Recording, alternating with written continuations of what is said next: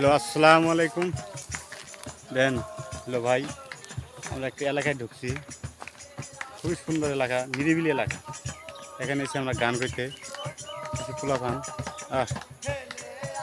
সেই ভালো লাগে।